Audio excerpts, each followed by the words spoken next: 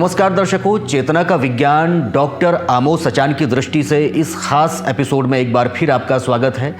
आज हम फिर से एक बार बात करने जा रहे हैं ध्यान की। ध्यान जो हमें भीतर की ओर ले जाता है, भीतर की यात्रा की ओर ले जाता है। हमने पिछले एपिसोड में ध्यान को लेके बहुत ही महत्वपूर्ण बातें की और आज फिर एक बार हमारे साथ मौजूद हैं Hind institute of medical sciences के चेयरमैन और आमोद फाउंडेशन के संस्थापक डॉक्टर आमोद सचान जी। डॉक्टर साहब, आज फिर इस एपिसोड में आपका बहुत बहुत स्वागत है।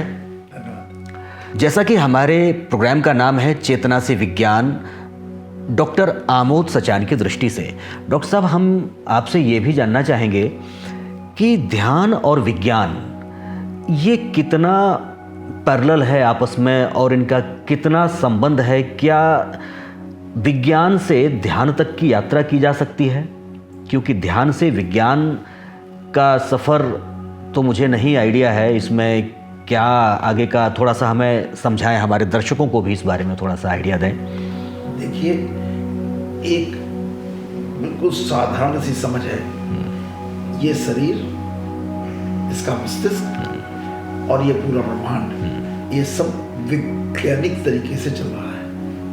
सब कुछ भी ऐसा नहीं अवैज्ञानिक, एक अनुशासन में, सब अनुशासन में, एक लयबद्ध है, एक लय में चल रहा है। हर चीज मूव कर रही है, कोई चीज स्थिर नहीं है। तो वो भी सब लयबद्ध है और बिल्कुल अनुशासित है। चूंकि मनुष्य का एवोल्यूशन इतना ज्यादा हो गया, उसकी चेतना का इतना ज्यादा विकास हो गया कि उसने इस संसार को बहुत ज्यादा उसका विकास कर दिया। और उस विकास के साथ साथ, विकास तो करा बहुत अच्छा, लेकिन उस विकास के साथ साथ उसी के भ्रम में फंस गया। क्योंकि जो विकास हुआ वो भी भ्रम है। भ्रम मैंने अभी एक्सप्लेन किया। भ्रम क्या? भ्रम वो है जो असत्य है, जो मिट जाने वाला है। कोई भी चीज ऐसी नहीं है जो मिट जाने वाली नहीं है। बड़ी से बड़ी चीज, बड़ी से बड़ी शख्सियत, बड़ा से बड़ा आदमी, बड़ा से बड़ा संसार, बड़ी से बड़ी बिल्डिंग, बड़े बड़े आविष्कार, सब मिट जाने वाले हैं। तो हम उनमें इतना आकर्षित हो गए हैं, उसी कारण से दुख है। इसीलिए हम इसको समझते हैं कि विज्ञान अलग है, ध्यान अलग है, शरीर अलग है, सब अलग अलग हम समझते हैं, लेकिन ऐसा नहीं है। सब एक दूसरे के साथ उनका सामंजस्य है। और मनुष्य का शरीर इतना रहस्यमयी है, इतना रहस्यमयी है कि ये पूरे ब्रह्मांड को समाये हुए है। इसके अंदर वो ताकत है, आप इमेजिन नहीं कर सकते हैं कि जो हमारे मस्तिष्क के अंदर जो इलेक्ट्रिकल करंट है, उस करंट में इतनी ताकत है कि जितनी एटॉमिक बम है, इतनी ताकत है। वो वेस्ट जा रही है, उसका कोई एक दिशा में यदि उसको सम्मिलित करके ले जाए तो उससे तो निर्माण प्राप्त होता है, उससे ही निर्माण प्राप्त होता है। जिन लोगों को एनलाइटमेंट हुआ है, गौतम बुद्ध हो, महावीर हो, कृष्ण हो, राम हो, ये सब लोगों को, रामकृष्ण परमहंस हैं, ये जितने ऋषि मुनि हैं, योगानंद है, विवेकानंद, ये सब लोगों को जो कनेक्शन हुआ वो इसी ध्यान के माध्यम से हुआ। और आप किसी भी विधा से जाएं, ध्यान के महादेव ने 112 तरीके डिस्क्राइब किए हैं। ये मैं पूछना भी चाह रहा था आपसे कि ध्यान को किस तरीके से, किसी भी तरीके से आप जाएं, लेकिन अल्टीमेटली उसी वाइब्रेशन के माध्यम से आप उस परम पिता परमात्मा से कनेक्ट होते हैं। मुझे एक संत है, बहुत अच्छा आपका याद आ रही है, आचार्य श्री राम शर्मा। आचार्य श्री राम शर्मा ने गायत्री परिवार की स्थापना करी। उन्होंने संकल्प लिया कि हम पूरे देश में देवी की स्थापना कराएंगे, हर जिले में, हर मोहल्ले में। और उन्होंने कई हजार गायत्री माता को उन्होंने क्या हो जगह, और शुरुआत थी। लेकिन उसके बाद जब वो लास्ट स्टेज में जब पहुंचे और जब ब्रह्म ज्ञान उनको प्राप्त हुआ, उस समय फिर ये मंदिर सब भूल गए। उन्होंने कहा इसकी कुछ, अब तो सीधे कनेक्ट हो रहा है। और उन्होंने जागृत अवस्था में शरीर छोड़ा, बता के छोड़ा, टाइम निर्धारित करके छोड़ा कि अब मेरा इस शरीर की आयु पूरी हो गई है, अब मुझे शरीर छोड़ना है। इसलिए भी छोड़ना है कि अब मैं इस शरीर में रह करके उतना कल्याण नहीं कर सकता हूँ संसार का जितना शरीर छोड़ कर सकता। शरीर का मोह ही खत्म हो जाता है, मोह खत्म हो जाता है। ऐसे ही ब्रह्मा कुमारी के जो ब्रह्मा बाबा हैं, उन्होंने भी बाकायदे शरीर जब छोड़ा तो अपना चाबियां उन्होंने हैंड ओवर करी क्या ये कल से बेटा मैं नहीं रहूँगा, जैसे नौकरी छोड़ता है तो चाहे कि कल से चाहे तुम ध्यान रखोगी और ये ऐसे ऐसे पूरा सारे नियम बनाए और अपना शरीर छोड़ा। इसी तरीके से योगानंद जी ने जब शरीर छोड़ा तो उन्होंने बाकायदे शाम को एक डिस्कोर्स लिया जिसमें वो अमेरिका के बहुत सारे गणमान्य व्यक्ति वहाँ थे और सब एक्सप्लेन किया। उसके 6 महीने पहले उन्होंने पहले डिक्लेयर कर दिया कि अब मुझे शरीर 6 महीने बाद छोड़ना है, तो मुझे अब कुछ ऐसा काम करना है जिससे कि बहुत ज़्यादा दिन तक लोगों का कल्याण हो सके। और फिर उन्होंने एक श्रीमद् भगवद गीता की टिप्पणी लिखी। उनकी टिप्पणी वाकई पढ़ने लायक है। महर्षि योगानंद जी की जो टिप्पणी है वो भी एक अपने आप में रहस्य है, वो मैं जरूर बताना चाहूँगा। कम से कम अपने दर्शकों को ये समझ आवे कि ऐसा भी संभव है। उन्होंने अपनी ऑटोबायोग्राफी में लिखा है कि मैंने पिछले 20 वर्षों से कोई पुस्तक नहीं पढ़ी है। अच्छा। उसके बाद लिखा है कि न पढ़ने की आवश्यकता है, मुझे जिस चीज की जो भी जरूरत होती है उस चीज का मैं ध्यान करता हूँ, वो सारी किताबें खुल जाती हैं, मैं देख सकता हूँ, पढ़ सकता हूँ, समझ सकता हूँ। जैसे AI जो कर रही है आज, जो आर्टिफिशियल, वो इससे बेहतर कंडीशन में पहुंच सकता है यदि आप एनलाइटेंड हैं। ये बात उन्होंने अपनी ऑटोबायोग्राफी में लिखी और उसको उन्होंने प्रैक्टिकली करके दिखाया कि उन्होंने जब श्रीमद् भगवद गीता की टिप्पणी लिखी, तो मोटे मोटे वायरल में बड़े उसमें उन्होंने पूरी एनाटॉमी एंड फिजियोलॉजी जो हमको मेडिसिन में पढ़ाई जाती है, मेडिकल कॉलेज में पढ़ाई जाती है, उसको उन्होंने बेस बना करके और पूरी श्रीमद् भगवद गीता की कमेंट्री लिखी है। और उस कमेंट्री में सारे वो शब्द यूज किए हैं जो हम मेडिसिन में यूज करते हैं, मेडिकल साइंस में जो हम अभी बोल रहे हैं कि ये मेडुला है, पॉन्स है, ये सेरेब्रम है, ये सेरिबेलम है, ये सारे शब्द इसी तरीके से उन्होंने यूज किए और पूरे शरीर के सारे अंगों को यूज किया इस तरीके से कि ये कैसे काम करता है। तो उस श्रीमद् भगवद गीता में जो उनका मुख्य सेंटेंस है, वक्तव्य बुक का जो आधार है, उसमें उन्होंने लिखा है कि ये धर्म क्षेत्र, कर्म क्षेत्र है जिस पर आत्मा रूपी अर्जुन का राज्य होना चाहिए। अर्जुन को राजा होना चाहिए इस कर्म क्षेत्र। इसको कौरवों ने 100 कौरवों रूपी विकारों ने इसको जकड़ लिया है। उनसे इस अर्जुन रूपी आत्मा को विजय प्राप्त करनी है और उसको अपना राज्य स्थापित करना है। ये उनका टाइटल है। और इसी में 700 श्लोक जो गीता के लिखे हैं उसके हम टिप्पणी की, बहुत सुंदर टिप्पणी की है। तो विज्ञान को इस शरीर से जोड़ करके जितनी बढ़िया व्याख्या उन्होंने करी है, बहुत कम लोगों ने करी होगी। और ये इसलिए और समझने की बात है, जो उन्होंने अपनी ऑटोबायोग्राफी में लिखा था, उनकी एजुकेशन 12th क्लास थी, सिर्फ 12th क्लास। और ऑटोबायोग्राफी के 1-2 और दृष्टांत में यहाँ बताना चाहूँगा कि जब वो उनके गुरु थे युक्तेश्वर गिरी जी, वहीं पर कोलकाता में दक्षिणेश्वर में, तो उनके आश्रम में रह करके पढ़ाई करते थे। उनको बहुत बचपन से पुराने जन्म के ऐसे संस्कार थे कि बचपन से सिर्फ अध्यात्म में रुचि थी, तो उनके यहाँ से पहुँच गए और शिक्षा प्राप्त करी। जब 12th किसी तरीके से अपना प्राइवेट वगैरह से करते रहे, फिर गुरुजी ने उनसे कहा कि तुम BA भी करो। तो कह क्या करेंगे गुरुजी BA करके? तो कहने मैं कह रहा हूँ करो। तो बोले अब गुरुजी इतना पढ़ने का तो टाइम है नहीं, अब जहाँ लगन लगी है उसमें इतना क्या उसके तुम चिंता करो और तुम फॉर्म भर दो। तो उन्होंने फॉर्म भर दिया, एग्जाम टाइम आया तो बोले कि जो है क्या अब क्या करें, अभी धाम तो कुछ पढ़े नहीं है। तो बोले कोई बात नहीं, तुम्हें करो ये 5 क्वेश्चन पढ़ लो, जा कल लिखे आना। अरे वाह। वो गए, वो क्वेश्चन पेपर अक्षरशः वैसे ही था जैसा क्वेश्चन पेपर उन्होंने लिख के दिया था गुरुजी ने, वही क्वेश्चन पेपर वहाँ छपा हुआ था। उस जमाने में आज की तरह पेपर लीक नहीं होते थे। और दूसरी चीज है, वो एक एनलाइटेंड सोल थे, एनलाइटेंड सोल थे। जी।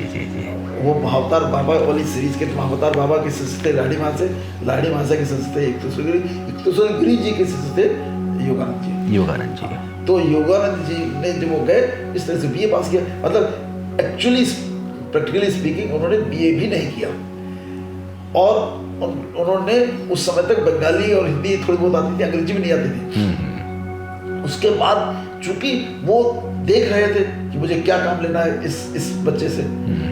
जब वो सब हो गया, जब वो पूरा एनलाइटेंड हो गए, तो गुरुजी ने उनसे पूछा कि बताओ तुम्हारा क्या विचार है, क्या करोगे जीवन में। तो बोले गुरुजी अब क्या करना है, अब तो बस ईश्वर में रब के रहना है। तो उन्होंने जो जवाब दिया वो जवाब बड़ा यूनिक था। उन्होंने कहा बेटा ये रबड़ी मलाई अकेले खाना चाहते हो, इस संसार में इतनी दुखी आत्माएं, सबका भला करो, सबको बांटो, ये ज्ञान सबको बांटो जिससे सबका भला हो सके। और उन्होंने उनको फिर अमेरिका भेजा। एक दूसरे गुरु जी वैसे ही जैसे संत रहते हैं ना, फटे कपड़े पहनने वाले, उस तरह के संत थे वो। लेकिन उनको भेजा, कहीं तुम्हारा काम है। उनको पूरी ट्रेनिंग दे के भेजा और पूरे संसार में सबको ज्ञान बांटा। उसके बाद उन्होंने उनको शरीर छोड़ना था एक दूसरे गुरु जी को, तो बड़ा इंटरेस्टिंग काम उन्होंने किया। वो आए योगानंद जी और रहे उनके साथ, और एक दिन बोले अब तुम जाओ, तुम्हारा काम हो गया है और जाओ। तो जब वो चले गए अमेरिका लौट के, पता लगा उनको नेक्स्ट मिनट शरीर छोड़ दिया। तो उन्होंने कहा ये तो गुरुजी, उन्होंने अपने ध्यान में कहा कि तो गुरुजी आपने मेरे साथ छल किया, आपको कल शरीर छोड़ना था, मुझे एक दिन पहले आपने भेज दिया। तो बोले नहीं, तो परेशानी होती है इसलिए मैंने कहा तुमको भेज देते हैं, तुम जाओ। और लेकिन कोई दिक्कत नहीं, ये तो शरीर ये छोड़ा है, तुम जब चाहोगे तब तुमको उपलब्ध है, available, there is no problem. ये उन्होंने कहा। तो अब उन्होंने फिर, अब ये सब ऑटोमेटिक लिखा हुआ है, आप सब लोग पढ़ सकते हैं। जी जी जी। तो उसके बाद उनके मन में ये भ्रम आया कि ये कैसा सपना, ये सच कैसे हो सकता है, इट इज नॉट पॉसिबल। तो एक दिन ध्यान में बैठे और गुरु जी को याद किया उसी गहराई से। गुरु जी खिड़की के पर्दे हिले और आके पर्दे के आके खड़े हो गए। बताओ बेटा क्या, कैसे याद किया। तो उन्होंने अपना रिपीट कर दिया कि ऐसा है कि मुझे लगा कि ये ऐसे सपना होगा और इसका कोई अर्थ नहीं, इसलिए मैंने आपको प्रणाम करने हेतु याद कर लिया था। लेकिन अब मैं जान गया। तो क्या बेटा ऐसे मत याद करना, जब कोई बहुत आवश्यकता हो, लोक कल्याण, तब याद करना। लेकिन इस तरीके से हम इस अपनी जो हमारी शक्ति है इसका दुरुपयोग नहीं करते। हम थोड़ा सा इस चर्चा को एक और स्टेप आगे बढ़ाते हैं। एक और मैं पंक्तियाँ कुछ दोहराऊंगा। किसी किसी को थमाता है चाबियाँ घर की, खुदा हर किसी को अपने घर का पता नहीं देता। आपने जितने इनलाइटेड जो सोल हैं, इनलाइटेड जो सोल्स हैं, उनकी बात कही, तो क्या ये पूर्व निर्धारित लोग होते हैं जिन पर भगवान की रहमत नेमत बरसती है, या फिर उस स्थिति को प्राप्त किया जा सकता है ध्यान के रास्ते से? बहुत सही आपने कहा। इसका एक जो मैं जवाब सब लोगों को देता हूँ, मनुष्य का जन्म इसलिए हुआ है कि वो इसी जीवन काल में एक साधारण मनुष्य मर्यादा पुरुषोत्तम देवता बन सके। और हर व्यक्ति के अंदर उसकी संभावना है और शक्ति है। ओके। कि वो व्यक्ति एनलाइटेड सोल हो सकता है। अब उसके अंदर कितने संचित कर्म है, कितने लेके पैदा हुआ है और कितनी मेहनत इस जन्म में कर सकता है कि वो कहाँ तक पा सकता है, ये सब उसी के हाथ में है। मैं तो इसके आगे एक और बात कहता हूँ जी, कि आप अपने भाग्य के स्वयं निर्माता हैं। आप अपना भाग्य क्रिएट कर सकते हैं, और क्रिएट सिर्फ इसी माध्यम से कर सकते हैं, अपने ध्यान के माध्यम से। ध्यान से गुण पैदा होते हैं और गुणों के माध्यम से आप सब कुछ चेंज कर सकते हैं। और गुण है देने के, और हम सब हो गए लेने वाले। हम देवता ही नहीं है, तो हमको देवता बनना है। देवता मतलब देने वाला। हम देवता बने हुए हैं, हर चीज चाहिए, मुझे चाहिए, मुझे चाहिए, मुझे चाहिए। तो हमको सब, हमारा सबका न केवल अधिकार है बल्कि कर्तव्य है। कहाँ तक हम पहुंच सकते हैं ये उसकी अपनी सीमा है, उसकी अपनी सीमा है। प्रयास करके कर सब कोई सकता है, बने सब ऐसे ही है। हम जब ऐसे महापुरुषों को देखता हूँ जिन्होंने आप जीवन में जूता काट रहे हैं, रैदास ईश्वर के खोए हुए हैं, कबीरदास जुलाए हैं, कपड़ा बुन रहे हैं, कहते हैं मैं राम का कपड़ा राम को पहना रहा हूं। शानदार उदाहरण है ये। तो ये सब लोग इसी जीवन में साधारण मनुष्य, इससे साधारण कुछ हो नहीं सकता है। दैवीय और सब देवता बन गए, सबके सब देवता बन गए। और तो हमारा भी कर्तव्य वही है। और इन्हीं लोगों को समझ करके, इन्हीं लोगों के साथ जी करके हम आगे बढ़ सकते हैं। और भारतवर्ष भाग्यशाली है, भाग्यशाली, जिसने जहाँ इतने देवताओं का जन्म हुआ जी, इतने देवी देवता कहीं नहीं हुए। अब उन देवी देवताओं की हम पूजा में फंस गए, उनकी पूजा उपासना बिल्कुल ऐसे ही। इसमें मैं जरूर दर्शकों को क्लियर करना चाहूंगा कि देवता कौन है, भगवान कौन है, ईश्वर कौन है, इसमें डिफरेंस बिल्कुल अच्छे समझ में आना चाहिए। देवता, सभी देवता मनुष्य हैं, जैसे हम और आप हैं, हमारे ही पूर्वज हैं ये। जिस जब में वो पैदा हुए उस समय वो संपूर्ण थे, संपूर्ण निराकारी थे, किसी भी तरीके का उनके अंदर एक भी अवगुण नहीं था, इसलिए वो देवता थे। और हम घटते घटते घटते यहाँ तक पहुंचे, यहाँ तक, इसलिए हम बिल्कुल आसुरी स्वभाव के हुए हैं। 99% आसुरी हैं। कभी कभी धोखे से कोई सद्गुण आ जाता है, सद्गुण आ जाता है। तो ये इसलिए हमको इन लोगों को पूजा कैसे इवॉल्व हुई, ये भी आप लोगों ने कभी नहीं सोचा होगा कि पूजा पद्धति आ कहाँ से गई। ये इनलाइटेंड सोल जो हमारे पूर्वज थे, तो उन्होंने जब शरीर छोड़ा तो उनकी फोटो, उनकी मूर्ति, जैसे हम सब लोग अभी अपने माता पिता की चाहते हैं तो उनकी फोटो टांगते हैं, माला पहनाते हैं, उनको भी ध्यान करते हैं, उनका भी ध्यान करते हैं। ये करते करते वो सब पूजा पाठ में आ गए और उसके साथ उन लोगों के साथ कर्मकांड और जुड़ गए। तो हम सब कर्मकांड में फंस गए, चाहे हिंदू हो, मुस्लिम हो, सिख हो, सब कर्मकांड में फंस गए। हम तो कभी कभी ये भी कहते हैं, बड़ा मुझे ऐसा लगता है, सब धर्मों को जब आप पढ़िए, उनकी पुस्तकों को जो मुख्य ग्रंथ हैं, तो आप पाएंगे सबका सार एक ही है। सबको प्रेम करो, सबके करुणा करो, सबका भला करो, एक ही में, चाहे गीता हो, रामचरितमानस हो, चाहे कुरान हो, चाहे बाइबल हो, चाहे गुरु ग्रंथ साहब हो, सबका सही है। और हम ये भूल ही गए कि ये हमें ये करना है और हम उनके पाठ करने लगे। तो पाठ से कुछ नहीं होगा, हमें वो गुण धारण करने हैं, अपने अंदर धारण करने हैं। और धारण करने का तरीका सिर्फ ध्यान है, धारण करने का तरीका ही ध्यान है। और अगर हम ध्यान अच्छे से करने लगे, जान जाए, तो उसके जो प्रभाव है, अब मॉडर्न टाइम में हमने उसकी बहुत एनालिसिस कर दी है, बहुत सारी एनालिसिस कर दी है, और उसके फैक्चुअल रिकॉर्ड्स अवेलेबल हैं कि क्या होता है। तो उसको जो साइंटिफिक एविडेंसेस हैं, कहिए तो किसी और टर्म में बताते हैं जी, एक विस्तार से वो एक चर्चा का विषय है, क्योंकि ध्यान बहुत बाकी है। अभी क्या क्या होता है, बहुत कुछ होता है, बहुत कुछ है। तो वो हम एक एपिसोड और करते हैं। झूठे सब अरमान बहुत से, सच छोटी सी आशा, सादगी जैसे सदियों से संस्कृति की परिभाषा। हमारी संस्कृति ने ध्यान के माध्यम से शायद हमें ये परिभाषा दी है, सादगी की, सहजता की, सरलता की। आज की इस एपिसोड में डॉक्टर आमोस सचान जी के साथ में हमने ध्यान की बहुत ही महत्वपूर्ण विधियों के ऊपर बात की। हम भीतर की यात्रा पर कैसे जा सकते हैं, कैसे हम सद्गति को प्राप्त कर सकते हैं, कैसे हम अद्वैत को जी सकते हैं, इन महत्वपूर्ण बिंदुओं पर आज हमने बात की। हम अगले एपिसोड में एक बार फिर डॉक्टर साहब आपसे एक अगले बहुत ही महत्वपूर्ण विषय पर बात करेंगे।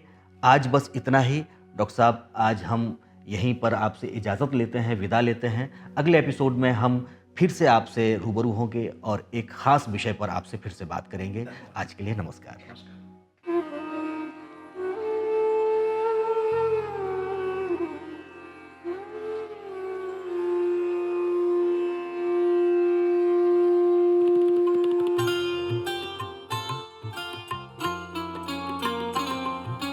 ध्यान लगा लो मन मंदिर में, ध्यान लगा लो मन मंदिर में, शांति का आभास होगा हर क्षण में प्रभु का दर्शन, हर क्षण में प्रभु का दर्शन, जीवन में मधुमास होगा, ध्यान लगा लो मन मंदिर में, शांति का आभास होगा।